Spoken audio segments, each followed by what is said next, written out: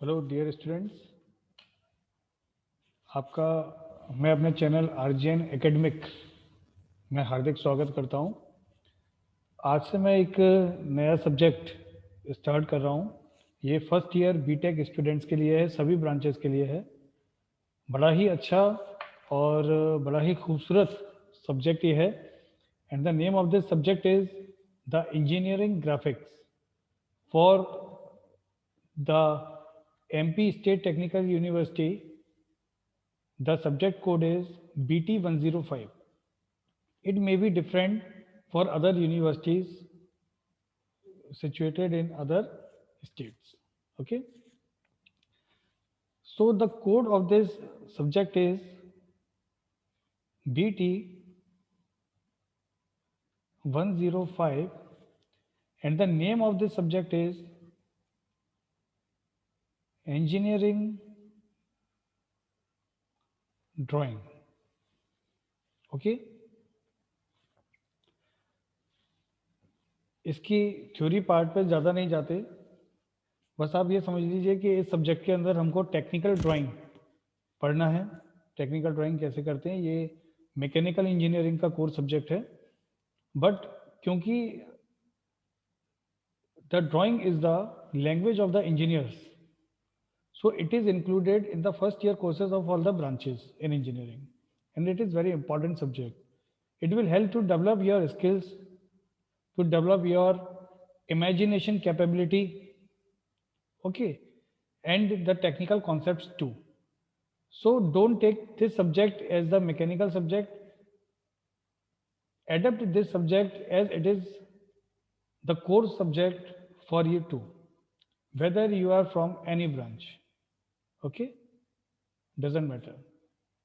So engineering graphic के अंदर हम सबसे पहले स्टार्ट करेंगे हमारा टॉपिक। नाम लिख देता हूं मैं, engineering skills. Okay, without wasting the time I am coming to the topic, coming to the point. Okay, so जैसे इंजीनियरिंग स्किल्स में हम जो पढ़ने वाले हैं वो एक मैं आपको बाद में बताता हूँ। पहले ये बता देता हूँ कि इंजीनियरिंग स्किल्स होती क्या है। स्किल्स जैसा कि हम लोग यूज़ करते हुए आए हैं अपने स्टेशनरी पेंसिल बॉक्स में। आपने देखा एक ट्रांसपेरेंट रेक्टेंगुलर प्लेट रहती है जिस पर 1 से लेकर 15 तक कुछ वैल्यूज़ मार्क होती हैं। ठीक है, मीन्स एक स्केल ग्रेजुएटेड रहती है आपके डिवाइस पर। आप क्या करते हो कि किसी एक अननोन क्वांटिटी को कंपेयर करते हो जब इस नोन क्वांटिटी से, मीन्स स्केल से, तो आप ये पता कर सकते हैं कि एक अननोन क्वांटिटी की डायमेंशंस क्या है, उसकी लेंथ क्या है। मान लीजिए कि मुझको इसकी लेंथ नहीं पता कि ये कितना लंबा है, तो मैं क्या करूँगा कि एक स्केल लेकर आऊँगा और इसके साइड से ऐसे लगा दूंगा, तो मैं ये पता कर सकता हूँ कि इस पर्टिकुलर अननोन डिवाइस की लेंथ कितनी है। ठीक है, ये हमारा नॉर्मल यूज होता है स्केल का। अब इंजीनियरिंग में जो स्केल का मतलब है वो होता है scaling, to scaling. Okay, to scale something means कुछ छोटा करके दिखाना, कुछ बड़ा करके दिखाना किसी डायमेंशन को, और कभी किसी ड्राइंग पर ओरिजिनल डायमेंशन यूज कर लेना। ओके, ये इस तरीके के कॉन्सेप्ट होते हैं। अगर हम इसके बारे में और डिटेल में बात करने बैठेंगे तो काफ़ी समय इसमें लग जाएगा। हम आगे चलते हैं। Let me clear the board first.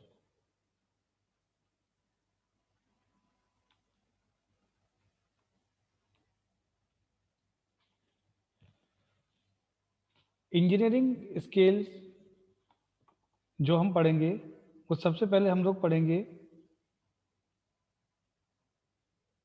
Plane scales.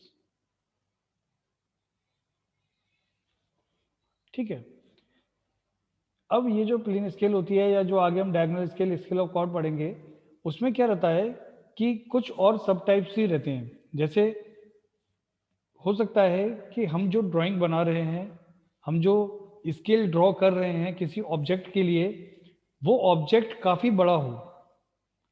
क्योंकि एक बहुत बड़ा ऑब्जेक्ट होता है, उसको हम अपनी छोटी सी शीट पर ड्रॉ नहीं कर सकते, तो ऑब्वियस सी बात है कि हम कुछ इस तरीके से किसी रेशो में अपने ऑब्जेक्ट को छोटा करेंगे, उसके डायमेंशंस को छोटा करेंगे कि वो हमको आसानी से हमारी शीट पर बनाने में आ जाए। मीन्स आप सपोज करिए कि आपने किसी कार की ड्राइंग आपको बनानी है, तो क्या आप किसी कार के ओरिजिनल डायमेंशंस को लेके वो ड्राइंग अपने ड्राइंग शीट पर बना सकते हो क्या? नहीं बना सकते। ठीक है, ठीक उसी तरीके से कई छोटे ऐसे ऑब्जेक्ट होते हैं जिनकी ड्राइंग हमको बड़े जो है डायमेंशंस का यूज करके चेंज करके हमको बनाना पड़ता है। जैसे छोटा सा बोल्ट है, छोटे से नट है, अब आपको उसकी ड्राइंग बनानी है। ठीक है, अगर आप ओरिजिनल डायमेंशंस यूज करोगे तो इतनी छोटी ड्राइंग बनेगी कि आप सारे के सारे एट्रीब्यूट्स, सभी एस्पेक्ट्स उस पर्टिकुलर कंपोनेंट के आप अपनी ड्राइंग पर नहीं दिखा सकते। तो छोटे से नट, छोटे से बोल्ट की अगर ड्राइंग बनानी है तो उसको हमको बड़ा करके बनाना पड़ता है। ठीक है, कभी कभी कुछ ऑब्जेक्ट्स ऐसे होते हैं कि जिनकी हमको ड्राइंग बनानी है तो वो हम ओरिजिनल डायमेंशंस का यूज करके ड्राइंग हम बना सकते हैं। ठीक है, तो ये इस तरीके की स्केल्स होती हैं। तो सबसे पहला जो केस होता है, यदि हमने किसी ओरिजिनल ऑब्जेक्ट के डायमेंशन को छोटा किया है, ओरिजिनल ऑब्जेक्ट के डायमेंशन को छोटा करके किसी रेशो में अगर हमने उसकी ड्राइंग बनाई है, तो हम इस स्केल को कहते हैं रिड्यूसिंग स्केल। ठीक है, अगर हमने किसी ऑब्जेक्ट के डायमेंशंस को बड़ा कर कर उसकी ड्राइंग बनाई है, तो इस स्केल को हम बोलते हैं एनलार्जिंग स्केल। इन केस अगर हमने किसी ऑब्जेक्ट की ओरिजिनल डायमेंशंस को यूज किया है और फिर हम उसकी ड्राइंग अपनी शीट पर बना रहे हैं, तो इसको हम बोलते हैं फुल साइज स्केल। तो ये तीन तरीके के सब टाइप्स इसके अंदर हो जाते हैं। ये प्लेन स्केल, डायगोनल स्केल किसी में भी हो सकता है यूज। तो हमको ये रिड्यूसिंग स्केल, एनलार्जिंग स्केल और फुल स्केल के बारे में पता होना चाहिए। ठीक है, अब कोई स्केल रिड्यूसिंग स्केल है, एनलार्जिंग स्केल है या फुल साइज स्केल है, इसका पता हमको कैसे चलता है? इसका पता हमको ऐसे चलता है कि एक टर्म होती है आरएफ। हम आरएफ से पता कर लेते हैं कि रिड्यूसिंग स्केल है, एनलार्जिंग स्केल है या फुल साइज स्केल है। ठीक है, चलिए नेक्स्ट पेज पर चलते हैं।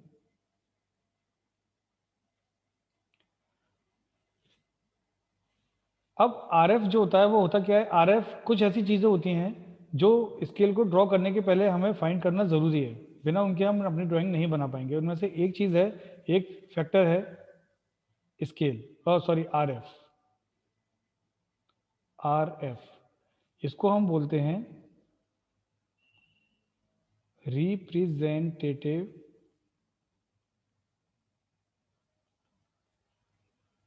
फ्रैक्शन, और इसको कई बुक्स में आपको पढ़ने को मिलेगा, तो ये रिप्रेजेंटेटिव फैक्टर भी हो सकता है।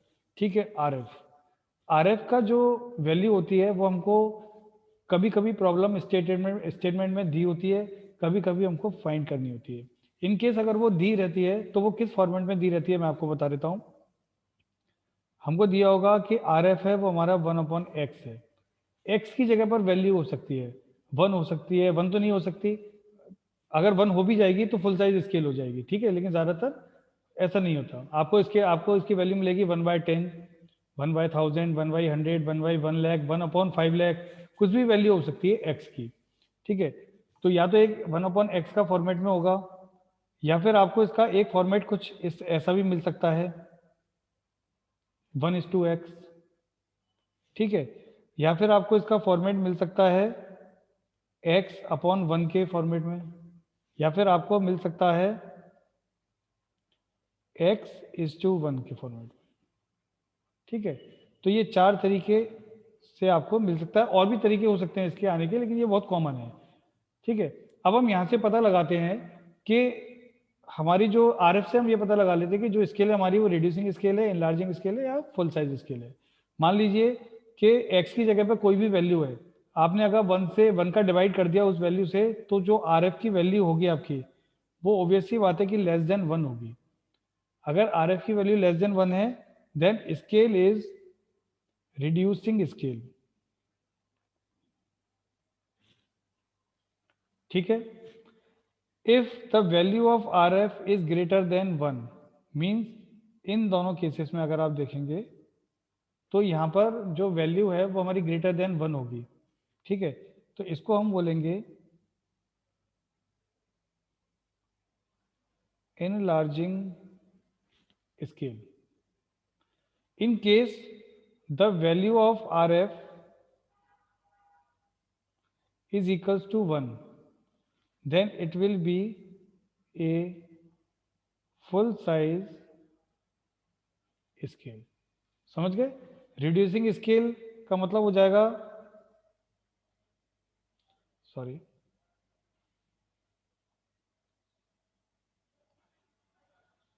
रिड्यूसिंग स्केल का मतलब हो जाएगा कि RF लेस देन 1 है, RF ग्रेटर देन 1 है, तो इनलार्जिंग स्केल मीन्स हमने किसी ऑब्जेक्ट के ओरिजिनल डायमेंशन को बड़ा करके बनाया है। और अगर हमारा RF इक्वल्स टू 1 है then it is a full size scale. ठीक है, इसमें कोई अगर क्वेरी होती है तो आप उसको कमेंट बॉक्स में ज़रूर लिख दें।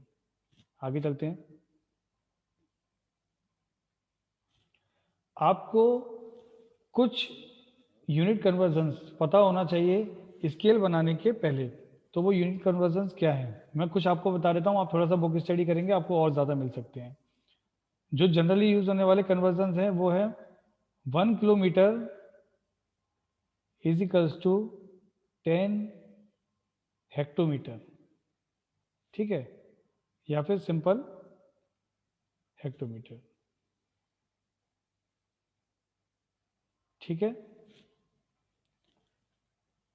ये यूनिट कन्वर्जन मैं भी और आपको बताऊंगा, लेकिन आपको ये यूनिट कन्वर्जन अच्छे से थोड़ा सा इसको समझ लेना, याद कर लेना।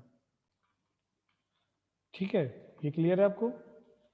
अब 1 hectometre will be equals to 10 decametre.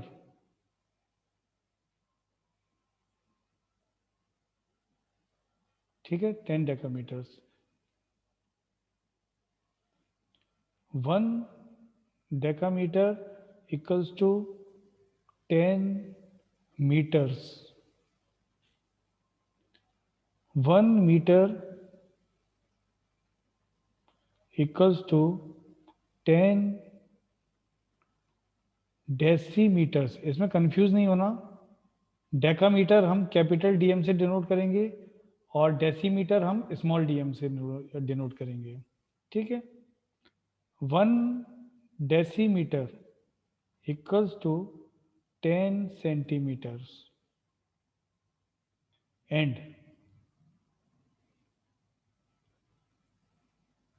10 centimetres, sorry इसको हमें 1 सेंटीमीटर लिखना है actually.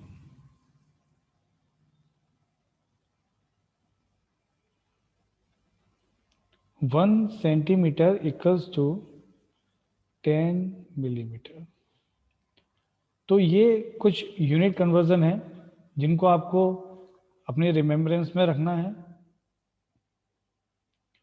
1 kilometre equals to 10 hectometre, 1 hectometre equals to 10 decametres, 1 decametre equals to 10 metres, 1 metre equals to 10 decimetres and 1 decimetre equals to 10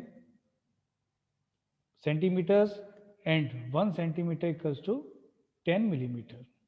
ठीक है, क्लियर है आपको ये वाली चीज? आगे चलें।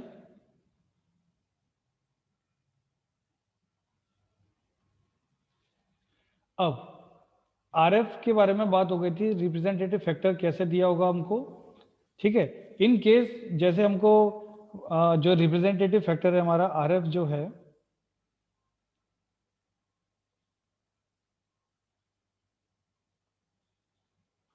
वो अगर आपको ऐसा नहीं दिया गया, इस फॉर्मेट में नहीं दिया गया RF,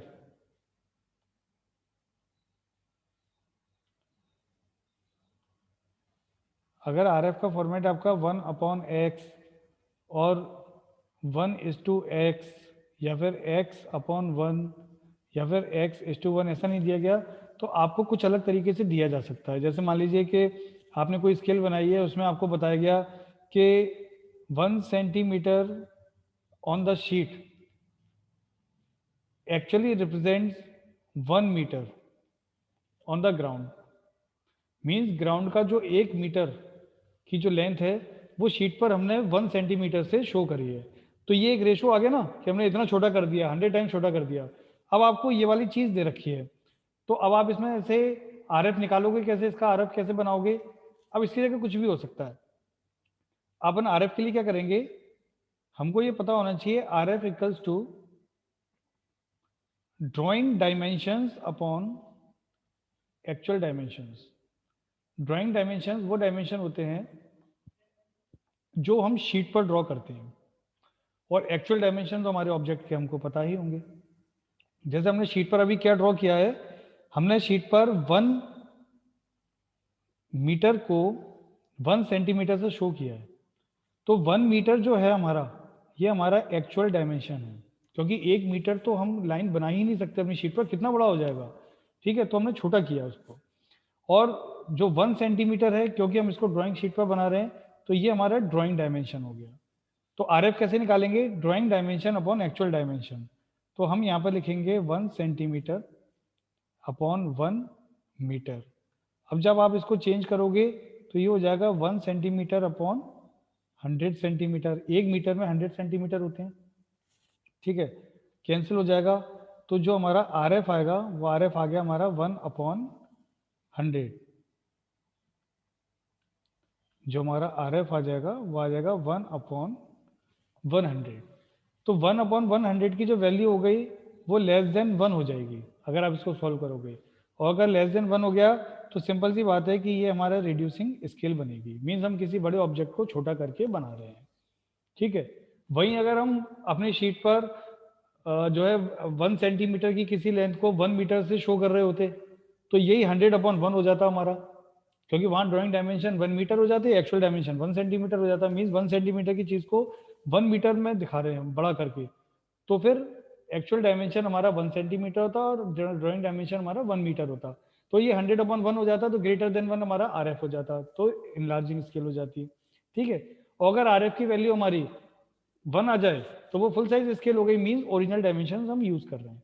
तो RF हम इस तरीके से फाइंड करते हैं। क्लियर है? तो एक तो चीज हमको RF की जरूरत पड़ती है, सेकंड हमको जरूरत पड़ती है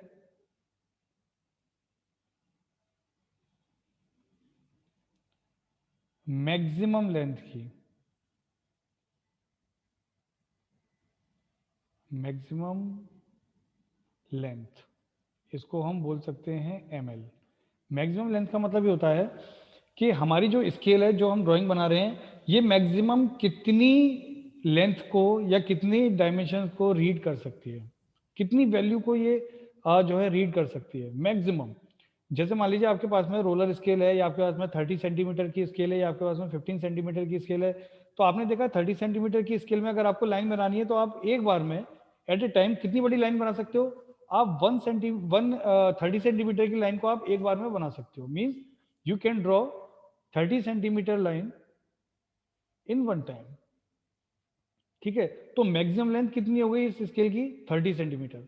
जो छोटी वाली स्केल होती है पेंसिल बॉक्स में जो आती है, वो 15 सेंटीमीटर की लाइन को बना पाती है एक बार में। ठीक है, तो सिंगल यूज में। तो इसकी मैक्सिमम लेंथ कितनी हो गई? 15 सेंटीमीटर। इसे अपन कहते हैं मैक्सिमम लेंथ। तो मैक्सिमम लेंथ आपको समझ में आ गया कि हमको ये फाइंड करना पड़ेगा अपने प्रॉब्लम स्टेटमेंट से कि जो हमारी स्केल होगी उसकी मैक्सिमम लेंथ कितनी होगी। तो जो बहुत कॉमन सी टर्म यूज होती है, वो कॉमन सी टर्म ये है कि उसके अंदर लिखा होगा योर स्केल या the scale should be capable to read up to, इस तरीके से लिखा होगा, टू रीड अप टू। अब टू के बाद में कोई ना कोई वैल्यू दे रखी होगी, 6 मीटर, 6 किलोमीटर, 600 किलोमीटर। ठीक है ना, ये जो वैल्यू होगी यहाँ पर, जो भी वैल्यू आएगी, that will be the maximum length. हम अभी प्रॉब्लम सॉल्व करेंगे तो अभी आपको उसके अंदर पता चलेगा। तो दूसरी चीज हमको ये पता होना चाहिए। तीसरी चीज हमको पता होना चाहिए लेंथ ऑफ स्केल।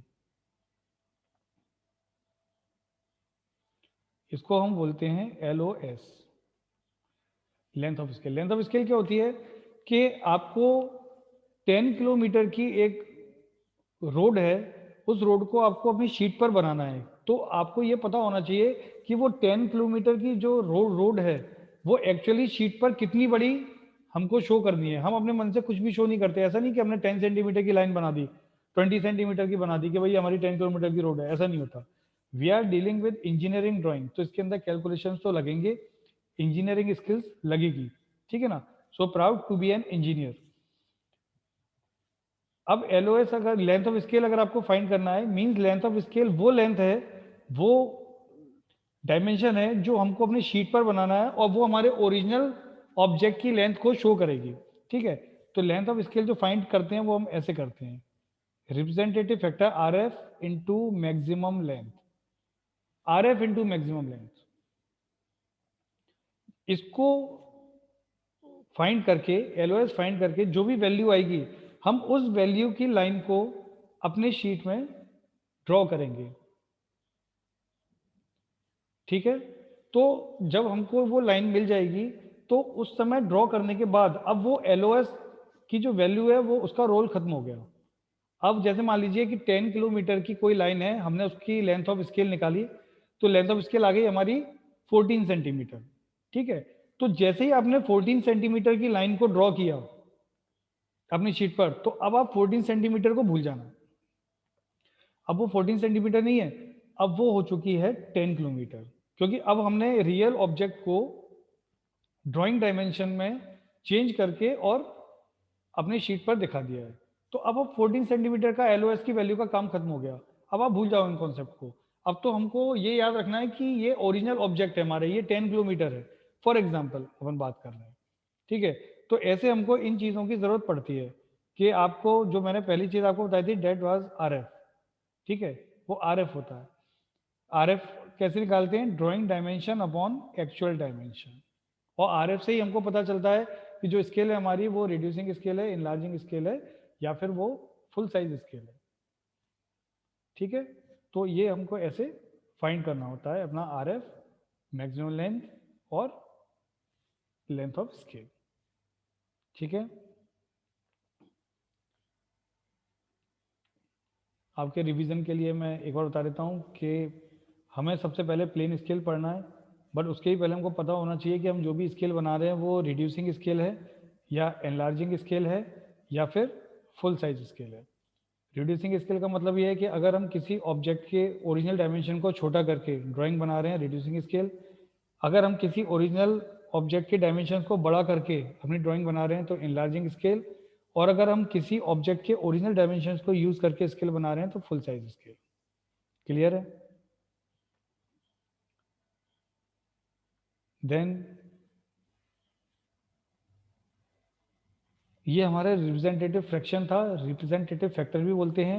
जब भी आपको बुक में ये हमको बताएगा कि हम किसी ओरिजिनल ऑब्जेक्ट को कितना टाइम्स छोटा करके अपनी शीट पर बना रहे हैं या फिर हम किसी ओरिजिनल ऑब्जेक्ट को कितना टाइम्स बड़ा करके अपनी शीट पर ड्रॉ कर रहे हैं। ये RF रिप्रेजेंटेटिव फैक्टर हमको या रिप्रेजेंटेटिव फ्रैक्शन हमको बताता है।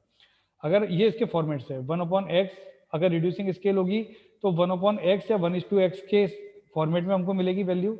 अगर इनलार्जिंग स्केल होगी तो x/1 और x:1 के फॉर्मेट में हमको वैल्यू मिलेगी, ठीक है।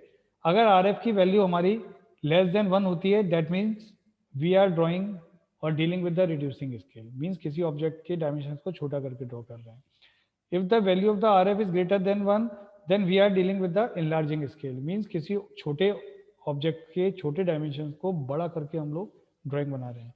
और अगर RF की वैल्यू 1 होगी तो it means it is a full size scale, ठीक है। फुल साइज स्केल का मतलब हो जाता है कि हम किसी ऑब्जेक्ट के ओरिजिनल डायमेंशन को यूज करके और फिर अपनी ड्राइंग बना रहे हैं, ठीक है। तो इसमें शायद कोई कंफ्यूजन नहीं होना चाहिए। आगे चलें।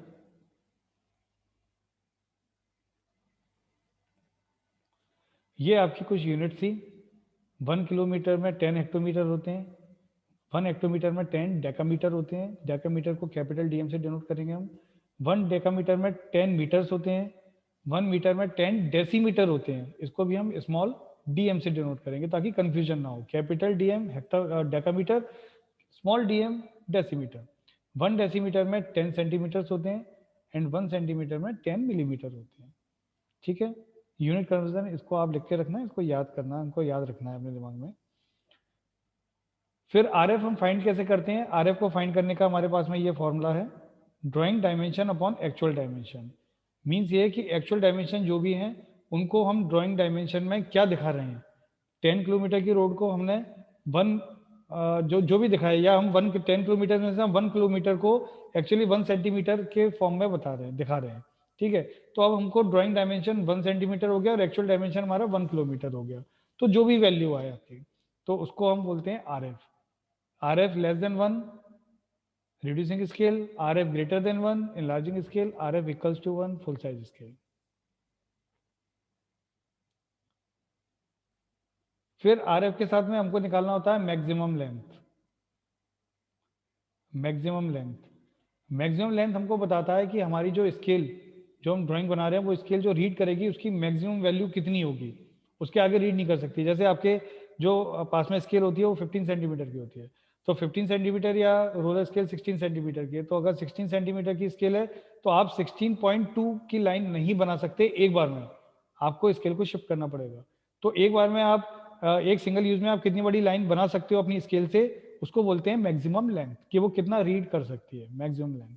लेंथ ऑफ स्केल का मतलब ये होता है एलओएस का, कि जब हम किसी ओरिजिनल ऑब्जेक्ट को अपनी शीट पर ड्रॉ करते हैं तो उसके लिए जो हमको स्केल बनानी है, तो शीट पर हमको इनिशियली कितनी लंबी लाइन बनानी है, ये हमारी होती है लेंथ ऑफ स्केल। फिर जैसे ही हम ये लेंथ ऑफ स्केल फाइंड कर लेते हैं, उसके बाद में जब हम इसको ड्रॉ भी कर लेंगे अगर एक बार शीट पर, उसके बाद में हम लेंथ ऑफ स्केल को भूल जाएंगे। अब ये हमारा ओरिजिनल ऑब्जेक्ट हो चुका है, ये हमारा रियल ऑब्जेक्ट है या ओरिजिनल ऑब्जेक्ट है। ठीक है, तो ऐसे हम लोग इसको लेंथ ऑफ स्केल को भी फाइंड कर सकते हैं। R F into maximum length, R F हमको दिया होगा या हम निकाल लेंगे, मैक्सिमम लेंथ हमको दे रखी होगी या कभी कभी हमको एज्यूम भी करनी पड़ती है मैक्सिमम लेंथ। ठीक है, वो हम अगर कोई ऐसी प्रॉब्लम आती है, इशू आती है, तो हम उसके अंदर डिस्कस करेंगे मैक्सिमम लेंथ को हम कैसे जो है एज्यूम करते हैं। ठीक है, तो मैक्सिमम लेंथ को और आर एफ को जब मल्टीप्लाई कर देंगे तो लेंथ ऑफ स्केल हमारी आ जाएगी। मीन्स ये वो लेंथ है जो हमको ड्रॉ करनी है अपनी शीट पर। ठीक है, तो इसकी एक प्रॉब्लम हम एक बार बना के देख लेते हैं।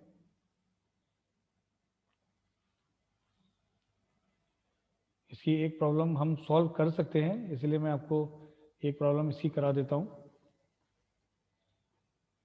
आप ऐसा मान के चलें,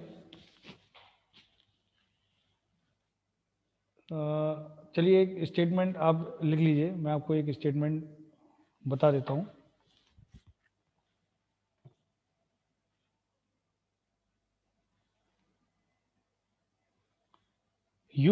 We have to draw a scale, means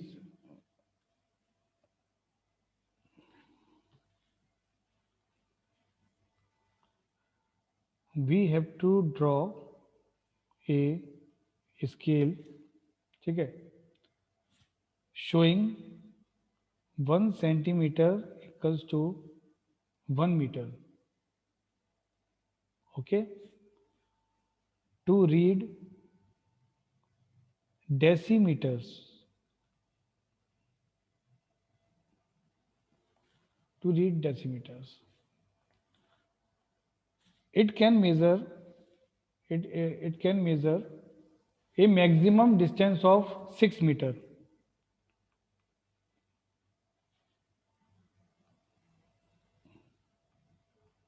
It can measure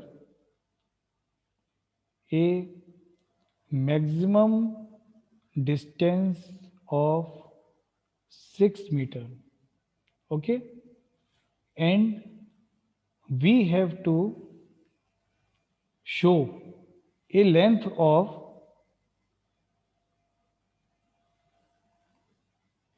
4 meter and 6 decimeter on it.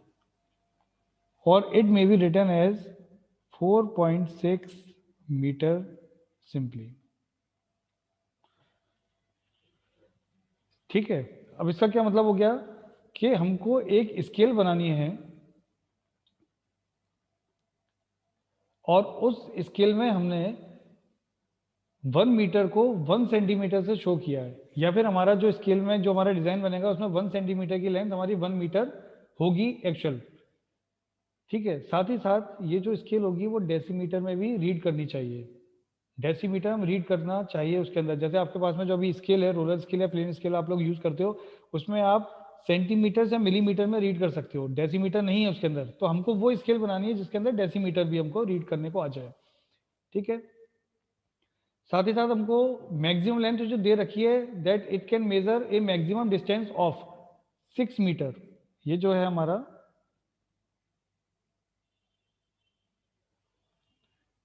Maximum distance of 6 metre. तो मैक्सिमम लेंथ हमारी यहाँ पर हो गई 6 मीटर, और ये हमको शो करना है वैल्यू। ठीक है, अब हम चलते हैं इसके सॉल्यूशन की तरफ। तो सॉल्यूशन में क्या आ जाएगा, सबसे पहले हमको फाइंड करना है कि रिप्रेजेंटेटिव फैक्टर हमारा क्या है, रिप्रेजेंटेटिव फैक्टर की हमारी वैल्यू क्या है। तो रिप्रेजेंटेटिव फैक्टर का मतलब होता है drawing dimension upon actual dimension. Drawing dimension हमने क्योंकि 1 मीटर को 1 सेंटीमीटर से शो किया है, तो जो 1 सेंटीमीटर है हमारा वो हो जाएगा हमारा ड्राइंग डायमेंशन, और एक्चुअल डायमेंशन हो गया हमारा 1 मीटर। जब आप इसको सॉल्व करोगे यूनिट सेम करके तो ये ऐसे सॉल्व हो जाएगा। तो हमारा जो आर एफ आ गया वो आर एफ हो गया हमारा 1/100। जब आप इसको सॉल्व करोगे तो इसकी वैल्यू लेस देन 1 हो जाएगी, मीन्स ये एक रिड्यूसिंग स्केल है। क्लियर हो गया। सेकेंड थिंग जो हमको निकालनी है वो है मैक्सिमम लेंथ। तो मैक्सिमम लेंथ हमको दे रखी है 6 मीटर ऑलरेडी, 6 मीटर। ठीक है, अब आप ऐसा मान के चलो जो मैंने आपको बताया था कि कभी कभी हमको मैक्सिमम लेंथ को एज्यूम करना पड़ता है। अब मान लीजिए ये वाला, इस वाले प्रॉब्लम में हमको मैक्सिमम लेंथ नहीं दी होती, अगर इस वाली प्रॉब्लम में हमको मैक्सिमम लेंथ नहीं दी तो हमको ये देखना पड़ेगा कि हमको शो कितना करना है। मान लीजिए आपको 4.6 मीटर शो करना है, तो आपको ये तो समझ में आ गया कि जो आपकी स्केल है इसके अंदर 4.6 मीटर का पॉइंट तो होना ही चाहिए। तो हम मैक्सिमम लेंथ जब एज्यूम करेंगे तो ऑब्वियस सी बात है 4.6 मीटर से ज्यादा की शो करेंगे, ताकि 4.6 की वैल्यू उसमें आ जाए। तो हम नियर जो भी हमारा होल नंबर होता है हम उसको एज्यूम कर लेते हैं। आप अगर चाहें तो 5 मीटर भी, आप 5 मीटर आप मैक्सिमम लेंथ एज्यूम कर लीजिए बाद में। ठीक है, अगर आपको नहीं दे रखी तो 6 मीटर एज्यूम कर लो, 7 कर लो, ये हम फ्री हैं। फिर भी जो भी पास में रहता है निकटतम जो है आप उसको, या जो बेस्ट पॉसिबल है आप उसको एज्यूम करें, ऐसे हम एज्यूम करते हैं। क्योंकि 4.6 हमको शो करना है तो हम 5 मीटर में 4.6 मीटर तो आएगा ही ना, तो हम उसको एज्यूम कर सकते हैं। 6 मीटर में भी आ रहा है, 7 में भी आ रहा है, लेकिन अभी फिलहाल हमको 6 मीटर यहाँ पर दे रखा है। ठीक है, मैक्सिमम लेंथ। अब हम निकालेंगे एलओएस, कि हम शीट पर कितनी लंबी लाइन बनाएं, कहाँ से हम स्टार्ट करें ड्राइंग। तो लेंथ ऑफ स्केल हमको फाइंड करनी है। लेंथ ऑफ स्केल का फॉर्मूला हमने पढ़ा था अभी, R F into maximum length. तो आर एफ तो हमने फाइंड कर ही लिया, 1/100। मैक्सिमम लेंथ हो गई हमारी 6 मीटर, और इसको भी हमने सेंटीमीटर में अगर कन्वर्ट कर दिया तो ये हो गई 100। और अब हमारा जो एल आ गया, लेंथ ऑफ स्केल आ गई, वो आ गई हमारी 6 सेंटीमीटर। तो 6 सेंटीमीटर वो वैल्यू है, वो लाइन है जो हमको अपनी शीट पर इनिशियली ड्रॉ करना है। ठीक है, तो हम अब अपनी ड्राइंग स्टार्ट करते हैं। ड्राइंग जब हम स्टार्ट करेंगे तो सबसे पहले अपनी शीट पर एक 6 सेंटीमीटर की लाइन ड्रॉ कर लेंगे।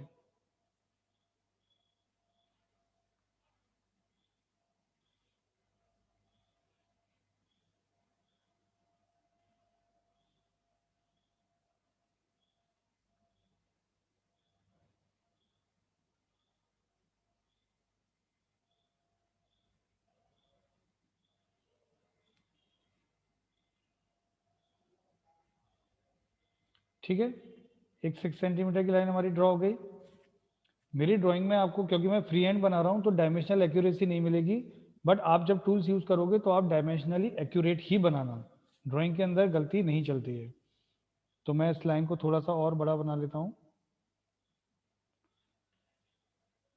मैं एक बार दोबारा ही बना देता हूँ।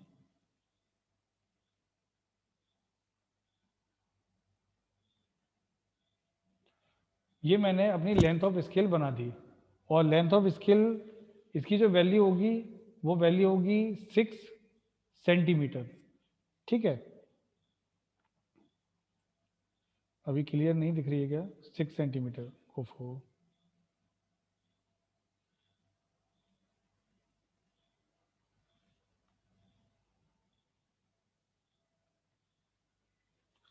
ठीक है ना? तो ये अपनी वैल्यू ऐसे आ जाएगी।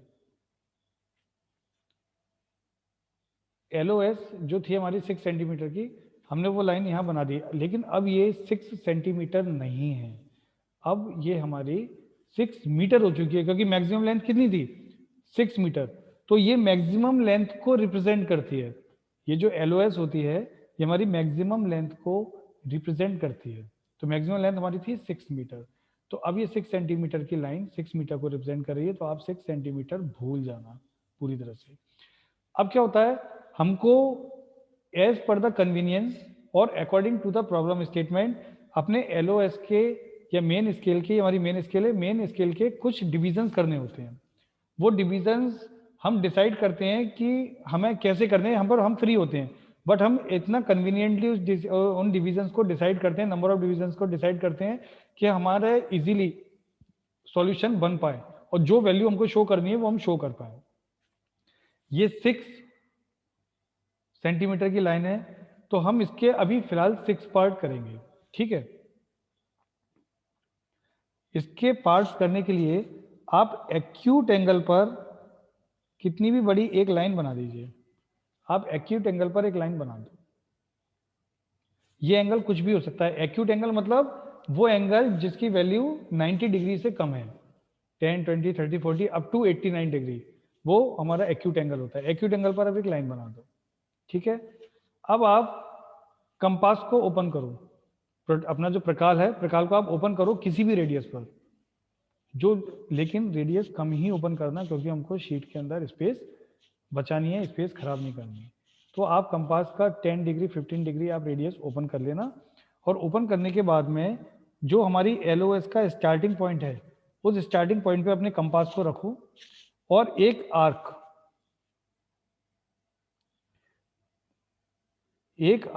आप अपने एक्यूट एंगल वाली लाइन पर बना दो। ठीक है, अब आप अपने कंपास को इस आर्क पर शिफ्ट कर दो without changing the radius, radius को चेंज नहीं करना। ठीक है, इस आर्क पर आप अपना कंपास रखो और एक आर्क और बना दो, इक्वी डिस्टेंट आर्क बन गया। ठीक है, हमको अपने मेन स्केल जो हमारी 6 मीटर की जो लाइन है, रेड वाली जो लाइन है, हमको इसके जितने डिविजन करने हैं, इसकी जगह कोई सी भी लाइन हो, कोई सी भी प्रॉब्लम हो, हमको पर्टिकुलर लाइन के जितने भी डिविजन करने हैं, equal division, equi distant division, हम उतने आर्क अपने एक्यूट एंगल वाली लाइन पर लगाएंगे। क्योंकि मुझको अभी अपनी मेन स्केल के 6 डिविजन चाहिए, तो मैं यहाँ पे सिर्फ 6 इक्वी डिस्टेंस आर्क लगाऊंगा। थर्ड आर्क लगा दिया, इस आर्क पर रखा, थर्ड वाले पे तो मेरा फोर्थ आर्क आ गया, फिर फिफ्थ आ गया और फिर सिक्स्थ आ गया। ये मेरे आर्क आ गए। ठीक है, अब मैं क्या करूंगा कि मेरा जो ये लास्ट आर्क है, इस लास्ट आर्क को मैं अपने मेन स्केल के एंड पॉइंट से कनेक्ट कर दूंगा। फिर मैं अपनी रोलर स्केल को यहाँ ग्रीन वाली लाइन पर रखूंगा और लास्ट से सेकेंड आर्क पर लेकर जाऊंगा और वापस से इसको पैरेलल एक लाइन ड्रॉ करते हुए इस तरीके से एक लाइन और बना दूंगा। ठीक है, बिल्कुल इसी प्रोसीजर को मैं बार बार रिपीट करूंगा। तो क्योंकि ये डायमेंशनली एक्यूरेट नहीं है, इसलिए आपको ये डिवीजन छोटे बड़े दिख रहे होंगे, बट ये छोटे बड़े नहीं है। जब आप इसको बनाओगे स्केल का यूज करके, तो ये इक्वी डिस्टेंट डिविजन आपको दिख जाएंगे। अभी आपको 6 डिवीजन दिख रहे हैं, रेड वाले जो लाइन है मीन्स मेन स्केल के 6 डिवीजन हमारे आ चुके हैं। ठीक है, तो जब आप स्केल का यूज करोगे तो ये इक्वी डिस्टेंस डिविजन आपको मिल जाएंगे। अब इसको, ये जो आपने बनाई है लाइन, ये सारा काम आपका 2H पेंसिल से ही होगा, ये काम आपका 2H पेंसिल से होगा, ठीक है। और जो आपकी मेन स्केल है, ये मेन स्केल आपकी बनेगी HB पेंसिल से। तो जो engineering through out the engineering graphic हमारा जो भी मेन ऑब्जेक्ट होगा, ठीक है, उस ऑब्जेक्ट को हम HB पेंसिल से बनाएंगे क्योंकि वो डार्क बनेगा। और बाद बाकी जो उसको सपोर्टिंग लाइंस या सपोर्टिंग आर्क्स चाहिए, जैसे ये हमने जो बनाई है सपोर्टिंग लाइंस हैं, इसको क्योंकि हमको डिविजन चाहिए मेन स्केल के, मेन स्केल पर वर्क कर रहे हैं हम लोग, मेन लाइन पर वर्क कर रहे हैं, तो उसके लिए सपोर्टिंग लाइंस हैं। तो इन सपोर्टिंग लाइंस को हम 2H से बनाएंगे ताकि ये लाइट इन कलर बने, ठीक है। फिलहाल मैं अपनी और आपकी सुविधा के लिए इसको डिलीट कर देता हूँ। आप चाहो तो लाइट कलर से बनाना तो ये बने रहने देना, कोई दिक्कत नहीं है।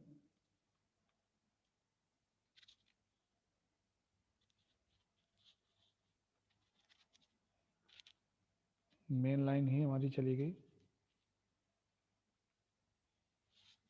ठीक है। तो मैं यहाँ पर एक फ्री हैंड बना देता हूँ अपने कुछ डिवीजन।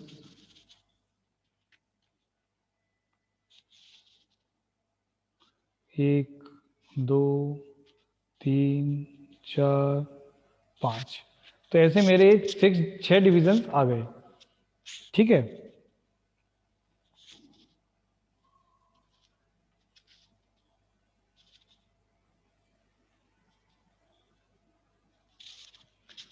छह डिवीजन मुझको मिल गए। अब मैं क्या करूंगा कि यहां से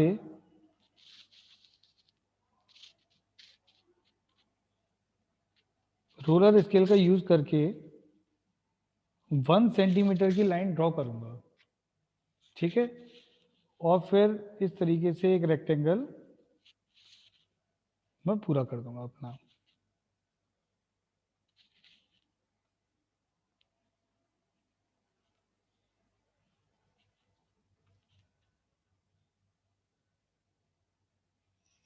तो ये रेक्टेंगल एक मेरा पूरा हो गया। साथ ही साथ मैं इन सारे पॉइंट्स को अपोजिट डायरेक्शन में यहां पर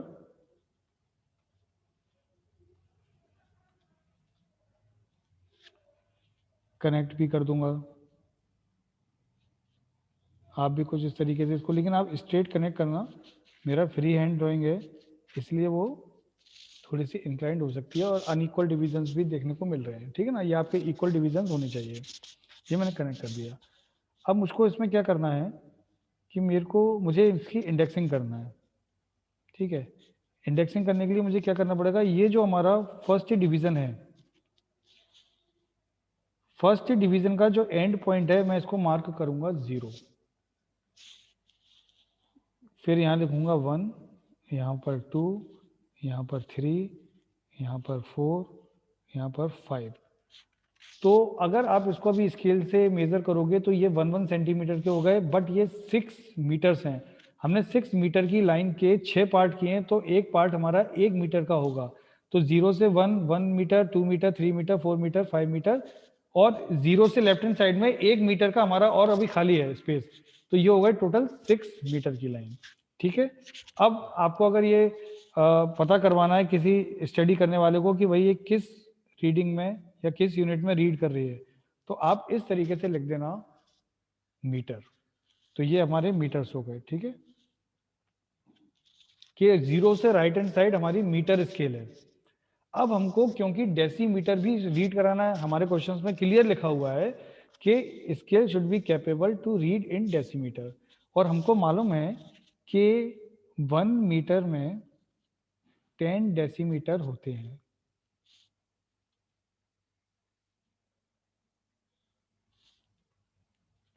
टेन डेसीमीटर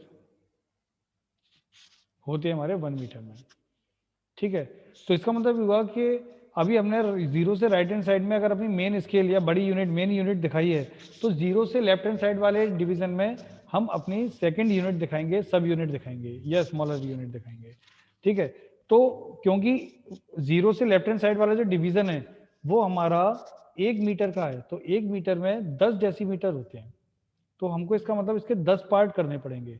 लेकिन अभी हम फिलहाल इसके 10 पार्ट नहीं करेंगे, हम करेंगे टोटल 5 पार्ट। 10 पार्ट में काफ़ी कंजस्टेड हो जाएगा और हमारी अभी रिक्वायरमेंट भी नहीं है। ठीक है, मैं आपको बताऊंगा कि 10 पार्ट हम क्यों नहीं कर रहे हैं और यह हमको कब करने चाहिए 10 पार्ट। ठीक है, ऐसा क्या होता है इस स्टेटमेंट के अंदर कि हमको 0 से लेफ्ट हैंड साइड 10 पार्ट करने पड़ते, 10 डिविजन करने पड़ते, 10 डेसीमीटर दिखाने पड़ते। तो फिलहाल मुझको क्या करना है, क्योंकि मुझे डेसीमीटर स्केल और बनानी है, तो मैं क्या करूंगा कि एक एक्यूट एंगल पर लाइन और बना दूंगा। पहले भी हमने एक एक्यूट एंगल पर ही लाइन बनाई थी, अभी भी मैं एक्यूट एंगल पर एक लाइन बना देता हूं।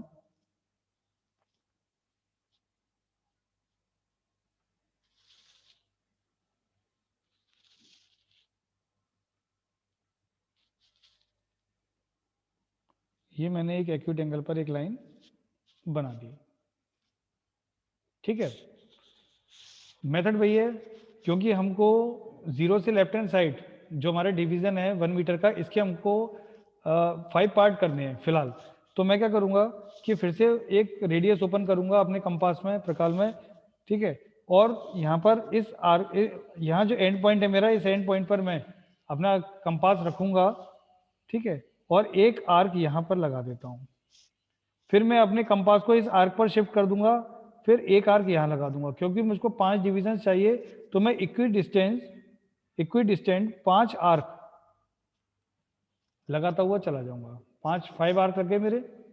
ठीक है, अब मुझको क्या करना है कि इन आर्क को, क्योंकि मुझको डिविजन चाहिए, पॉइंट चाहिए, तो मैं इन आर्क को यहाँ से ज्वाइन करता हुआ चलूंगा। ये मैंने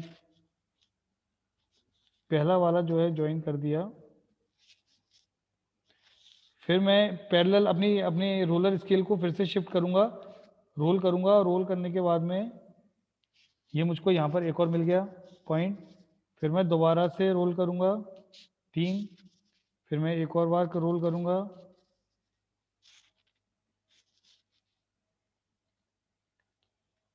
4, और मैं एक और बार करूंगा 5। तो मुझको इस तरीके से यहाँ पर कुछ पॉइंट्स मिल जाएंगे। मैं इन पॉइंट्स को मार्क कर देता हूँ। मान लो ये एक पॉइंट आ गया, ये 2 आ गया, 3, ये 4। ठीक है, और एक ये हमको मिल ही गया था। तो ऐसे हमको ये 5 डिविजन्स मिल जाएंगे। अब मैं क्या करूंगा कि इन सभी डिविजन्स को इस तरीके से ऊपर ज्वाइन करा दूंगा। ठीक है, आपको ये स्ट्रेट लाइन में ही बनाना है, आप स्केल का यूज करना। अब मैं क्या करूंगा कि अब ये बताओ आप कि क्योंकि 1 मीटर में ये 1-1 मीटर के हैं, ये सारे 1-1 मीटर के डिविजन्स हैं, तो 1 मीटर में 10 डेसीमीटर होते हैं, ये हमको पता है। ठीक है, तो 0 से लेफ्ट हैंड साइड वाला भी जो डिवीजन है वो भी 1 मीटर का है, उसमें भी 10 डेसीमीटर बनेंगे। तो अगर हम 10 पार्ट करते तो एक डिवीजन हमारा 1 डेसीमीटर का आया था। लेकिन अभी हमने 5 पार्ट किए, तो 5 पार्ट का मतलब क्या हो जाता है कि जो एक डिवीजन है वो हमारा 2 डेसीमीटर का है। तो पहले डेसीमीटर की, पहले जो डिवीजन है उसकी वैल्यू क्या हो गई 2, दूसरे की हो गई 4। ठीक है, दूसरे की वैल्यू हो जाएगी 4, तीसरे की वैल्यू हो जाएगी 6, फिर इसकी वैल्यू हो जाएगी 8, और यहाँ आ जाएगा 10। तो 2, 4, 6, 8, 10। तो टोटल हमारी, अब ये जो हमारी स्केल है, क्योंकि ये डेसीमीटर में शो कर रही है, तो हम यहाँ पर लिख देंगे डेसीमीटर। ठीक है, हो जाएगा हमारा काम। अब हमारी स्केल 0 से राइट हैंड साइड मीटर में शो कर रही है और 0 से लेफ्ट हैंड साइड डेसीमीटर में शो कर रही है। तो ये स्केल हमारी दोनों ही रीडिंग्स अब शो करने लगी। अब हमको, ये हमारी कंप्लीट स्केल हो गई। अब हमको बताया क्या गया था कि आपको शो करना है 4 मीटर एंड 6 डेसीमीटर। तो हम क्या करेंगे अपने स्केल में 4 मीटर, 0 से राइट हैंड साइड 4 मीटर पर एक मार्क लगा लेंगे।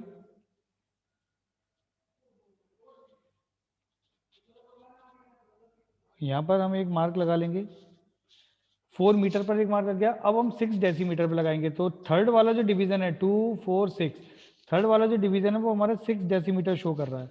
तो एक मार्क हमने यहाँ लगा लिया और इसको हमने स्केल की मदद से इस तरीके से ज्वाइन कर दिया, ठीक है। और अब हम यहाँ क्या लिख देंगे, this distance is 4 metre and 6 decimetre, या फिर 4.6 मीटर सिंपली, जैसा भी दिया हो अपने को अपन इसको लिख देंगे, ठीक है। अब कुछ क्वेश्चंस इसके अंदर अराइज होते हैं आपकी तरफ से, वो ये रहते हैं कि सर हमने मेन स्केल के 6 पार्ट ही क्यों करे, 5 भी कर सकते थे क्योंकि 5 के अंदर भी तो 4.6 आ रहा है, 7 भी कर सकते थे उसके अंदर भी तो 4.6 आ रहा है, 6 क्यों किए। तो हमने मेन स्केल के 6 पार्ट इसीलिए किए हैं ताकि हमको एक तो 4 मीटर जो है वो 4 मीटर हमको इजीली मिल जाए। मान लो अगर आपने 6 मीटर की लाइन के 5 पार्ट कर दिए होते तो आप 6/5 करके देख लो कि एक डिवीजन की कितनी वैल्यू आ रही है। तो एक डिवीजन की जो वैल्यू है अगर आप उसको ऐड करोगे तो आपको 4 मीटर डायरेक्ट नहीं मिलेगा, जबकि हमको 4 मीटर चाहिए, इसलिए हमको 6 करना पड़ा, ठीक है। क्योंकि टोटल जो लेंथ थी वो हमारी 6 मीटर की है। ये हमारा कन्वीनियंट पॉइंट है कि 6 मीटर की स्केल है, 6 पार्ट कर दो तो 4 वाला डिवीजन मिल जाएगा आपको। अब 6 मीटर की स्केल के आपने 5 पार्ट कर दिए तो आपको 4 मीटर का पार्ट डिवीजन नहीं मिलेगा, ठीक है। तो एक तो इसका ये रीजन है, धीरे धीरे जब प्रैक्टिस करते हैं तो हमको समझ में आता है कि डिविजन कैसे करने हैं स्केल के, ठीक है। और अगर कोई और बेस्ट पॉसिबल डिविजन अगर हो अवेलेबल तो आप उसको कर सकते हो, जरूरी नहीं है कि आपको यही चीज फॉलो करनी है। अगर आप 4.6 मीटर या 4 मीटर 6 डेसीमीटर को किसी और डिवीजन के तरीके से कुछ और नंबर ऑफ डिविजन करके अलग तरीके से अगर आप दिखा सकते हो तो आप बिल्कुल दिखाइए, कहीं कोई दिक्कत नहीं है, हमें तो 4 मीटर 6 डेसीमीटर क्लियर चाहिए। अब बात आती है कि हमने जब डेसीमीटर की स्केल बनाई, लेफ्ट हैंड साइड वाली जब हम स्केल बना रहे हैं, मीन्स ये वाली, जब ये 0 से लेफ्ट हैंड साइड वाली जब हमने स्केल बनाई है, ठीक है, तो इस स्केल के हमने या इस स्पेस के हमने 5 पार्ट क्यों किए, वो 5 पार्ट इसलिए हमने किए क्योंकि अगर हम 10 पार्ट करते तो भी हमको 6 डेसीमीटर मिलता, लेकिन ये जो 5 पार्ट है अगर इसके अंदर हम एक एक पार्ट और बढ़ा देते, मीन मान लो कि अब ये मैंने एक डिवीजन और बढ़ा दिया, एक डिवीजन ये बढ़ गया, ये बढ़ गया, अब आप देख रहे हो ये कितना कंजस्टेड हो गया अपना स्केल। तो हम कोशिश करते हैं कि जब तक जरूरत ना हो तब तक हम मिनिमम नंबर ऑफ डिविजन्स में काम चलाएं, चाहे वो मेन स्केल हो 0 से राइट हैंड साइड, या फिर वो सब स्केल हो या स्मॉल स्केल हो सेकंड यूनिट की 0 से लेफ्ट हैंड साइड, ठीक है। तो अब ये कंजस्टेड हो गया, तो एक तो ये कंजस्टेड ना हो इसीलिए हमने ये डिविजन्स 5 बनाए। साथ ही साथ 5 डिविजन्स बनाने से हुआ क्या कि एक डिवीजन की वैल्यू हमारी 2 डेसीमीटर हो गई, 2 डेसीमीटर। तो जो 5 डिविजन्स है उसमें जो तीसरा डिवीजन होगा मतलब 2 4 और जो तीसरा डिवीजन होगा उसकी वैल्यू हो गई 6 डेसीमीटर। और हमको अपने जो सॉल्यूशन है उसके अंदर हमको 6 डेसीमीटर दिखाना भी है, तो 6 डेसीमीटर का हमको डायरेक्ट मिल ही रहा है पॉइंट, इसीलिए हमने 5 इसके पॉइंट डिविजन किए। मान लो अगर ये हमारा 4 मीटर 6 की जगह पे 4 मीटर एंड 7 डेसीमीटर होता, मीन्स 4.7 मीटर हमको शो करना होता, तो हम क्या करते, अब अब हमको क्या करना पड़ता, अब हमको इसके अंदर कहीं भी आपको 6 और 8 के बीच में 7 वाला डिवीजन दिख रहा है क्या, नहीं दिख रहा। अब हमको इसके 10 पार्ट ही करने होते, जब आप इसके 10 पार्ट करते तब 6 और 8 के बीच में आपको एक डिवीजन में मिलता 7, तब आप यहाँ पर 4 मीटर का तो आप मार्क कर देते और 7 डेसीमीटर तभी शो कर पाते जब आप इसके 10 पार्ट करते। तो हमको 7 3 5 या फिर 9 हमको शो करना ही नहीं है, हमको शो करना है 2 4 6 8। तो 2 4 6 8 तो हमारे 5 डिवीजन में भी हमको मिल रहा है, 5 डिवीजन कर रहे हैं तो एक डिवीजन की वैल्यू हमारी 2 डेसीमीटर हो गई, तो जो तीसरा डिवीजन होगा वो हमारा 6 डेसीमीटर का हो गया। ये रीजन है कि हमने इसके 6 पार्ट ही क्यों करे, और सॉरी 5 पार्ट ही क्यों करे, ठीक है, क्योंकि हमको 6 डेसीमीटर शो करना है। तो मेरे ख्याल से ये आपकी क्वेरी अब क्लियर हो जानी चाहिए।